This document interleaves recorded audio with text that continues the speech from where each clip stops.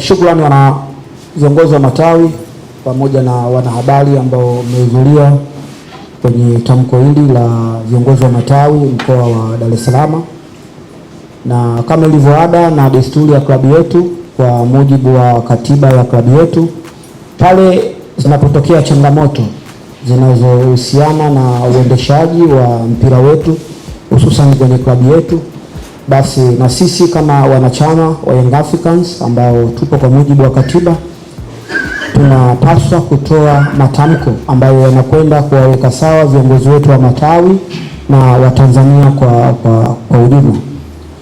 Kama alivyotangulia kusema mratibu wa matawi ya Yanga mkoa wa Dar es Salaam katika tamko ambalo amelitabanisha kwenu, ni kwamba ni kweli kama wanachama wa Yanga hususan viongozi wa matawi mkoa wa Dar es Salaam, kazia ambayo imetokana na kiongozi wa mamlaka ya juu kabisa ya mpira wetu ni kwamba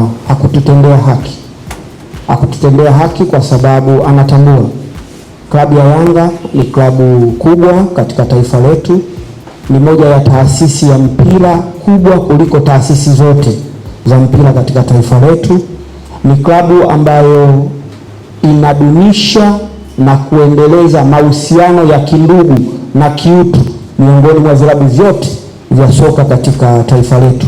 Na hili napenda niwakumbushe wanahabari kwamba taifa letu, wakati hizi klabu kongwe kwa maana ya klabu za Dar es Salaam zilikuwa na klabu rafiki kwenye mikoa kadha wa kadha, na klabu yetu katika kila mkoa tulikuwa tunatengeneza mahusiano ya kiurafiki na kindugu. Na nitawapeni mfano, mkoa wa Tanga ni miongoni mwa mikoa ambayo klabu yetu ya Young Africans ina klabu rafiki na ndugu. Hali kadhalika kwenye klabu nyingine ya Kariakoo ilikuwa ina rafiki katika mkoa wa Tanga. Na mkoa wa Tanga ulikuwa na klabu mbili, klabu ya Coastal Union pamoja na klabu ya African Sports. Klabu ya Coastal Union haikuwa miongoni mwa klabu rafiki wa klabu ya Yanga, lakini walipata tatizo. Walikuwa wanahitaji wapate fedha kwa ajili ya kununua eneo lao ambalo wanaishi kwa maana ya makazi ya ofisi yao pale Tanga. Na klabu rafiki yao ambayo yupo hapa Dar es Salaam walimwalika kwenye ule mwaliko, hakwenda. Si ndivyo? Lakini kutokana na udugu na utamaduni wa viongozi wetu wa kutengeneza mahusiano miongoni mwa clubs ndani ya taifa letu, walipata short message ya mwaliko wa kwenda kucheza Tanga ili ile klabu tu ipate fedha kwa ajili ya kununua eneo ambalo wanaishi mpaka leo. Klabu ya Yanga haikuangalia kwamba huyu ni rafiki wa mpinzani wetu, hasimu wetu, lakini klabu ya Yanga waliukubali ile pale mwaliko katika muda mfupi, na klabu ya Yanga ikatoka hapa ikaenda kucheza mechi kule Tanga, na makusanyo yote ya ile fedha ya kile kiingilio cha ile mechi walikabidhiwa klabu ya Coastal Union ambao walikwenda kununua nyumba ambayo mpaka leo wanaishi. Nimezungumza hili kuonyesha kwamba klabu ya Yanga ni klabu ya aina gani. Ni klabu ambayo inaheshimu utu, ni klabu ya watu waungwana ambao tupo kwa ajili ya kuendeleza michezo kwenye taifa letu. Sasa kazi hii ambayo imetoka kwa kiongozi wa juu wa mamlaka ya mpira kutoa lugha ambazo hazikuwa lugha sahihi kwa watu ambao tunaamini ni miongoni mwa vilabu vyake, kwa sababu rais wa mpira wa nchi ni rais wa vilabu vyote. Yeye ndio kiongozi wa mwisho kabisa wa mpira kwenye taifa letu. Unapotoa kauli inayokuja na mapokeo hasi kutoka kwa klabu moja, maana yake ni kwamba wewe kiongozi wa mpira wa juu umechagua upande kwenye jambo ambalo klabu nyingine inadai haki yake ya kimsingi kabisa, haki ya kikanuni. Yanga idai haki ya kibusara, haidai haki ya hekima, kwa maana kwenye jambo hili, jambo la kikanuni waga tunapenda litatuliwe kikanuni, jambo la kisheria litatuliwe kisheria, jambo la busara litatuliwe kwa busara. Sasa leo hii mamlaka za mpira zimetabainisha, inavielekeza vilabu vyake kwamba tufuate kanuni, sheria na miongozo yake kwenye kuusimamia mpira wa miguu katika taifa letu. Basi tunapenda kanuni zile na viongozi wa mpira nao wazifuate. Leo hii rais anapokuja kuzungumza maneno ambayo yanaashiria kuwadharau, yanaashiria kuwakebei klabu nyingine, alafu klabu hiyo sio klabu ndogo, ni klabu kubwa, ni kuukosea heshima mpira wa Tanzania. Kwa hiyo sisi kama wana Dar es Salaam, yamezungumzwa mengi, yametoka matamko mengi, lakini kubwa, ili mpira tuwe na imani, tuendelee kumheshimu na kumtii kiongozi wetu, ni kutoka hadharani kufuta kauli zake na kuwaomba radhi kwa Young African, kwa sababu wao ndo wahanga katika hiki kinachoendelea kwenye mpira wao, kwa sababu tunadai haki yetu ambayo tunaamini kanuni zingefuatiliwa kwa uweledi na wale wasimamizi wa mpira kwenye taifa hili, naamini huku kote tusingefika. Lakini kilichopelekea tumefika huko tulikofika ni kwa sababu kuna watu wanaamini tuishi kwenye busara na hekima kuliko kufuata kanuni na taratibu za mpira zinavyotaka. Sasa sisi kama Young Africans, ametangulia kusema mratibu, tumeona matamko ya viongozi wetu, tumekwenda vyombo vya juu kabisa vya kudai haki yetu. Itakapokuwa imepatikana, tunaamini tutarejea kwenye mashirikiano.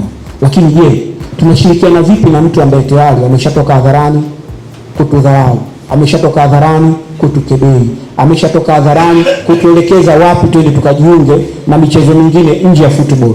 Kwa hiyo sisi kama wanayanga, ni kwa maana kwamba tunaheshimu, tunakwenda kwenye mashindano ya CHAN, tunakwenda kwenye mashindano ya AFCON, taifa letu linakwenda kwenye uchaguzi mkuu wa nchi, na sisi ni waumini wa kulinda na kuendeleza amani tuliyokuwa nayo.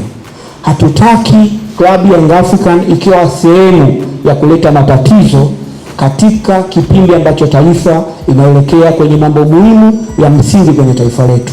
Kwa hiyo katika lugha ya kiungwana kabisa, na mkubwa akikosea kuomba radhi wala sio dhambi, kuwataka radhi waliowakosea wala haionyeshi kwamba yeye ana mapungufu kwenye uongozi wake. Kikubwa ni kwamba tunamtaka rais wa mpira wa taifa hili atoke hadharani, atengue kauli zake, awaombe radhi wanayanga, awaombe radhi watu wa mpira kwenye dunia hii, ili na sisi tuwe na imani na kushirikiana naye kwa moyo mkunjufu katika kuendeleza mpira wa taifa hili, kama yeye anavyojinasibu kwamba anaendeleza mpira wa taifa letu, na sisi tumuunge mkono. Tunaamini tumeongea katika lugha ya kiungwana kabisa, kwa sababu sisi ndio klabu kubwa kongwe yenye mafanikio makubwa kwenye taifa hili, na asiache kulizingatia. Ndio klabu yenye watu wengi, ndio klabu yenye wanachama wengi, ndio klabu yenye washabiki wengi kuliko klabu nyingine yoyote kwenye taifa hili. Kwa hiyo kuikosea heshima, kuikosea adabu, kuipa lugha za kuibangaza klabu yetu ni kuwakosea wanayanga ambao naamini wapo wanaowajua na wapo wasiowajua. Kwa hiyo tunachukua tahadhari kama viongozi wa Yanga, matawi ya Yanga mkoa wa Dar es Salaam, ni kwamba muungwana kuomba radhi ni moja ya muendelezo wa uungwana kwenye uongozi wake. Uongozi ni jarara, sisi sote ni watu wake. Anapokuwa ametukwaza, apitie njia ile ile aliyotukwaza kuja kututaka radhi ili maisha yaendelee. Asante. Yanga wewe. Habari.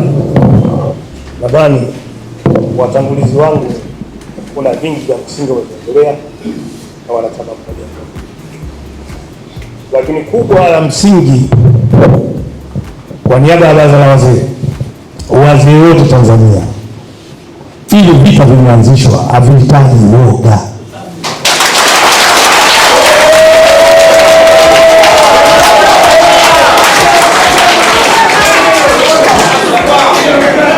Ili vita vimeanzishwa, hatuhitaji kung'ata maneno.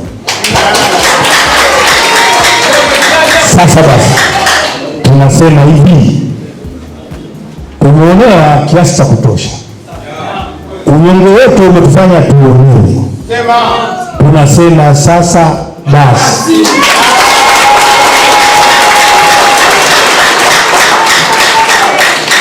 naomba nikumbushe pale wenzangu nimesahau.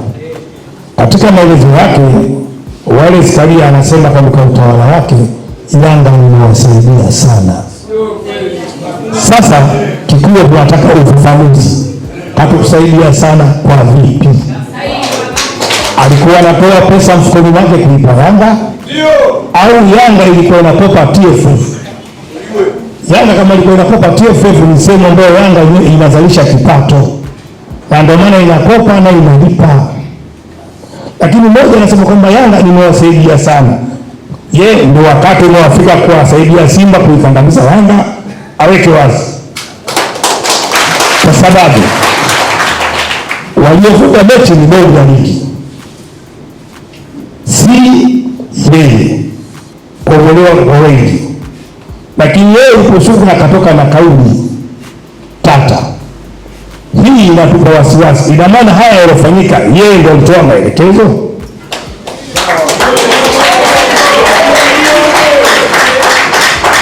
Bodi ya ligi ina mwenyekiti wake Stephen Mguto. Na muda wako umeisha Mguto, pia muda wako umeisha. Bodi ya ligi mwenyekiti wake ni Stephen Mguto. Lakini katika swala hili kwanza ulitoka waraka saa 8 usiku ulioandikwa na sisi na bodi kwamba sisi hatukukashi mechi hakuna. Mwenyekiti wa bodi akatoka asubuhi na kusema kwamba mechi iko pale pale. Saa 5 mchana wakatoa na waraka kuhimiza watu wakati tiketi mechi ipo. Yule aliongea saa 8 usiku. Mguto saa 8 mchana sema mechi hakuna. Hapa tushikilipe. Niwaambie wana Yanga, kwanza tunawapongeza viongozi wetu kwa hatua waliochukua. Lakini bado sisi wanachama wa Yanga, wapenzi wa Yanga na wapenda michezo, wana haki ya kufungua kesi sio ya kasi ndani ya mahakama zetu.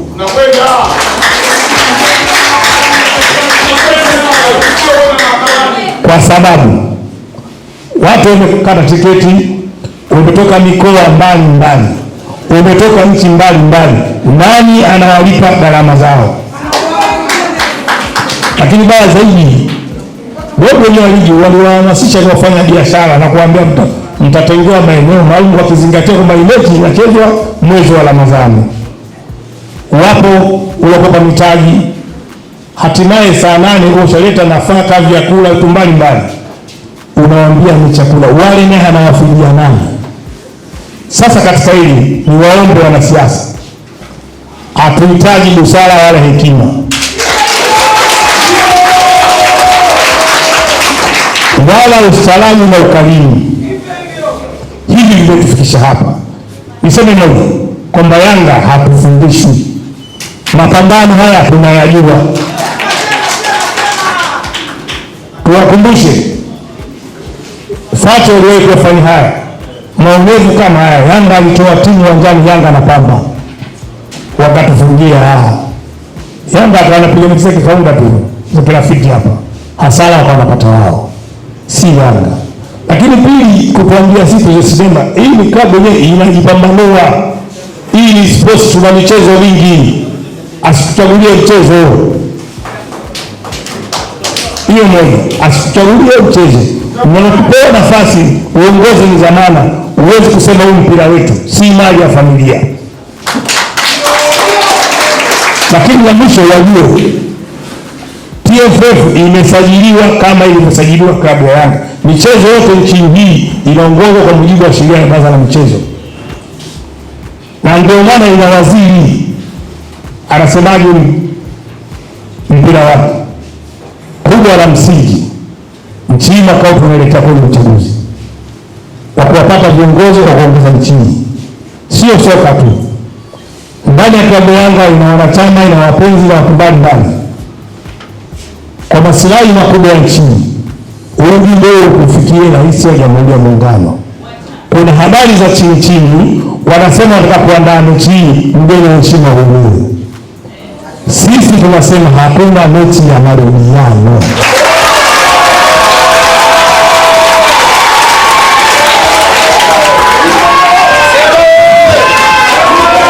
Niwaombe wazee wote Tanzania nzima, niwaombe wanachama wote wa Yanga Tanzania nzima, niwaombe wapenzi wa Yanga Tanzania nzima, wanachokielekeza viongozi wetu, sisi tuko nyuma wao.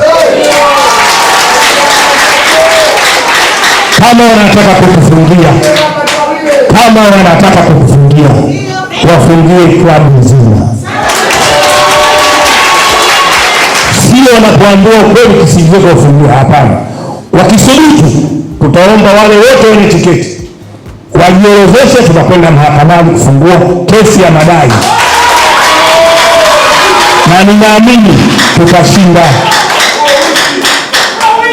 Tumechoka kuonewa kiasi cha kutosha. Tunasema sasa basi. Yanga oye! Yanga oye! Yanga oye! Daima mbele. Asante.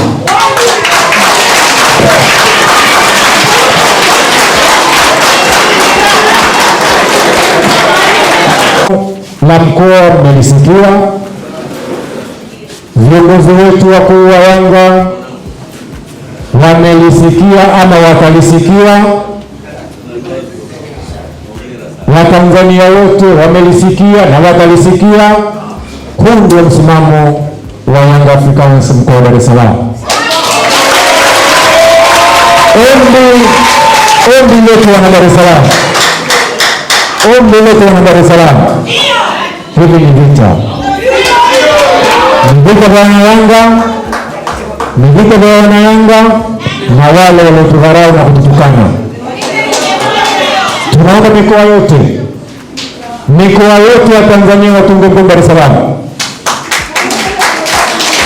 Dodoma wameanza, Zanzibar wameonyesha, tunaona mikoa yote iliyobaki.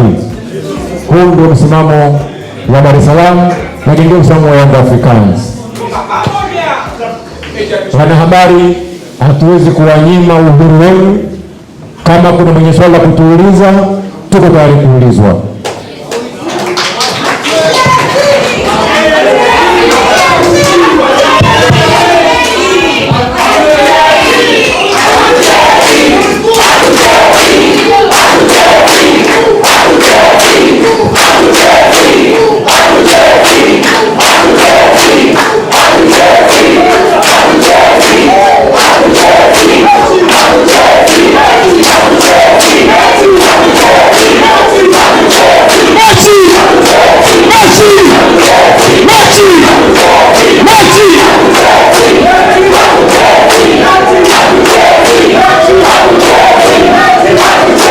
Haya.